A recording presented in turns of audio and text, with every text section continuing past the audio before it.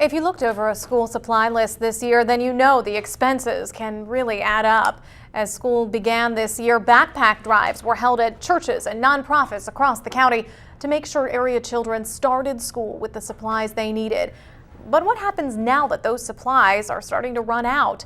SNN Local News 6 reporter Mia McCormick went to investigate just how teachers are coping with this problem. Mia. 47% of students in Sarasota County are on the free or reduced lunch program. That means parents everywhere are just scraping by. But teachers still have to teach, and they need students to be prepared to learn. So many are reaching into their own pockets to keep their classrooms stocked. Provocative. Have any of you ever heard that word? No. Debbie Piner teaches language arts at Booker Middle School. She looks over 100 little shoulders a day and grades twice as many papers. While she keeps her eyes open for note passing and cell phones, she's also eyeing what students are writing with. We will never, any of us, let a child not do work because they don't have utensils. 80% of the students at Booker Middle are on free or reduced lunch. That means many parents are working to make their dollars stretch, and school supplies often end up at the bottom of the list. That's why Piner keeps this supply closet. Right now it looks full, but many students begin the year with donated items. Dozens of backpack drives this year have armed them with the basics. But just 3 weeks into the school year, Piner is noticing the backpacks are looking empty.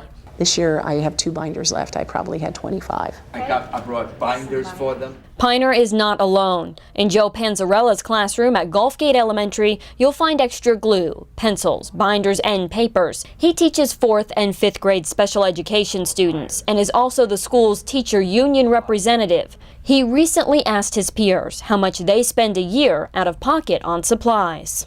I would say they're spending anywhere $400 to $500 a year.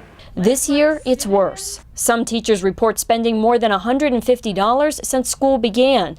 Each year, the amount increases as the economy stalls. I would say it's been over the last 2 years. It's not just this year.